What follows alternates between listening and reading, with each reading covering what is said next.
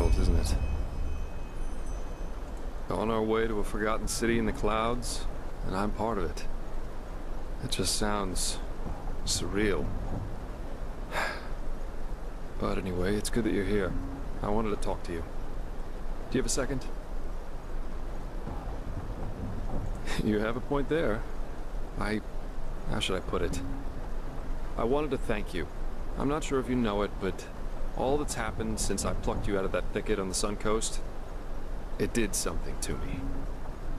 I think I've understood something, as corny as it may sound. It's hard to put into words. You know, I still believe what I told you that time we met at the Dancing Nomad. That we all act as we do because we hope it makes us happy. But somehow, in no small part thanks to my father, I've always considered responsibility and being happy to be contradictory. But actually, that's wrong. It's the exact opposite. In order to be truly content, we need connection. To a person, to a cause, to anything. If you never find that, you'll never find yourself.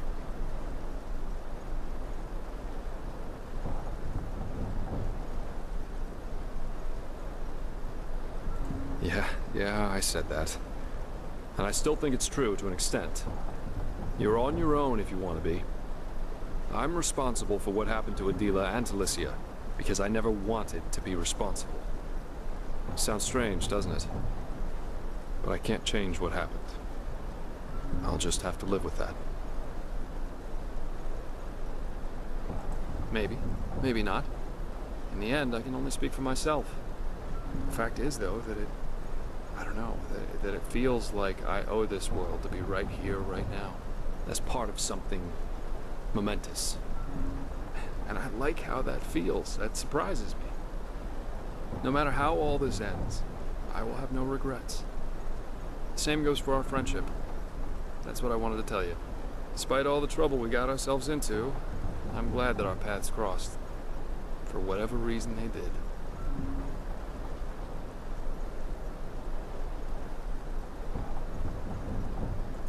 Okay, now you did it. I feel stupid. But I know what you're implying, and as much as it hurts me to say this, I don't think it's a good idea. For neither me nor you. I just don't think it would work. I'm different, especially when it comes to love. And if you're like most others, I don't think I could make you happy. Our friendship, it just means too much to me to risk it for this. It's not about love. It's about all those ancillary things people associate with it. Expectations, false promises, jealousy. Look, there's so much going through my head when I look at you. So many things I want us to do together.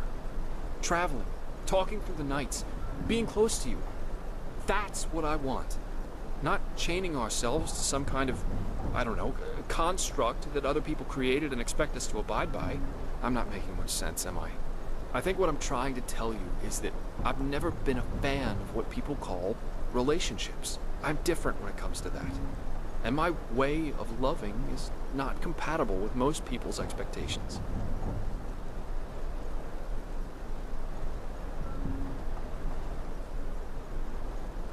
Well, what do you think? I mean, how can you seriously promise to someone that you'll love him or her forever?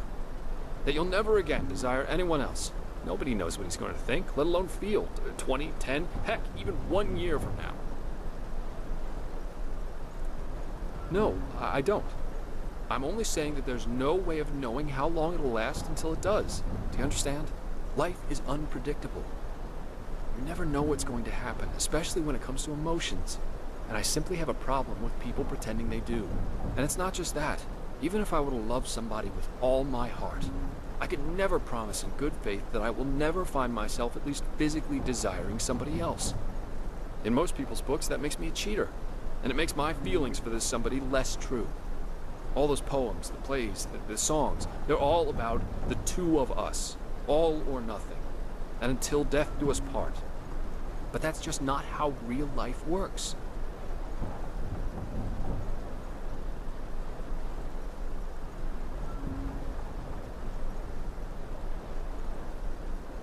If you're honest about it, I don't see why not. Love is one thing, sex is another. But this is not just about sex. What I don't like is compulsion, possessiveness, and lies. And for most people, that's what love seems to be about. Just like most people when you get to know them, don't you think?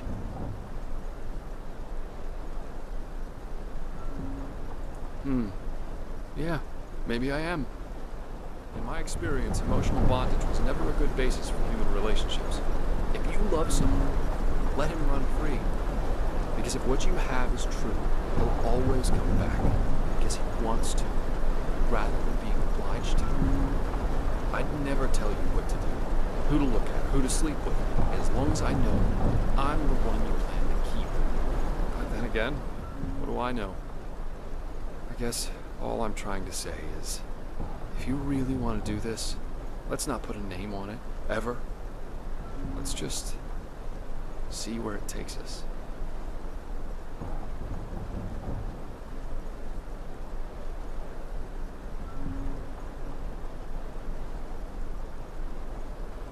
No, what I want is to not force some idealized model of thought onto something as wonderful as what I feel for you.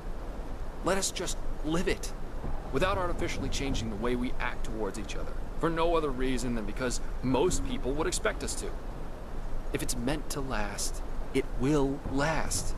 Even without this nonsense of jealousy, possessiveness, and these obligatory daily declarations of love some people seem to need in order to reaffirm their feelings for one another.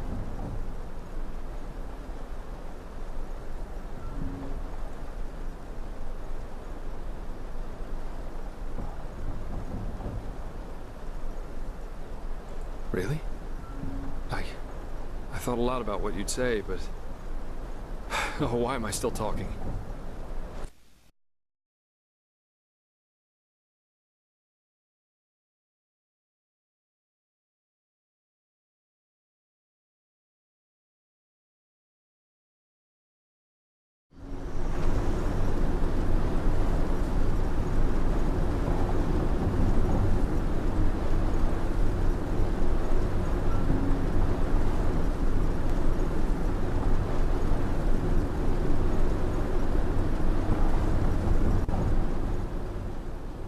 Oh, hey. Yeah, sure. I just didn't sleep so well. Too many thoughts, I guess. No, not at all. Tell me, when did you know it? That you wanted to be more than just a friend?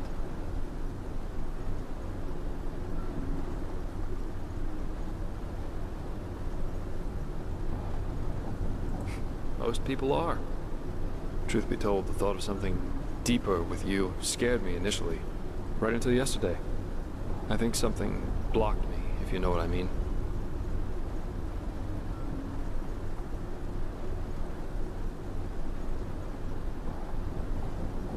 Maybe that too, yes. Anyway, so now we're here. Together. And it feels good, in spite of all that's happened.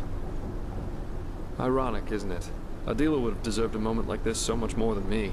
She wanted to change the world, to make it a better place, even though she tried to do it with the wrong means.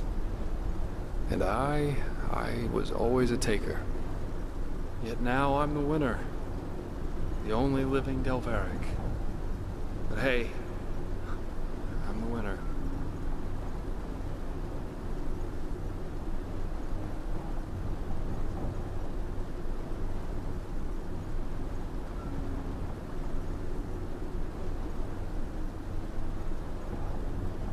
You're right, I did.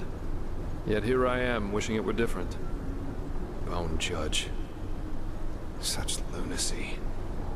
Such idiotic fucking lunacy. I mean, are we so easy to break? Is placing some magical stone in our hands all that the High Ones need to do for something like that to happen? Adela. What did you do? Just what did you do? Anyway, the only way we can make Adela's death count is if we somehow get this beacon thing running and put an end to these monsters once and for all.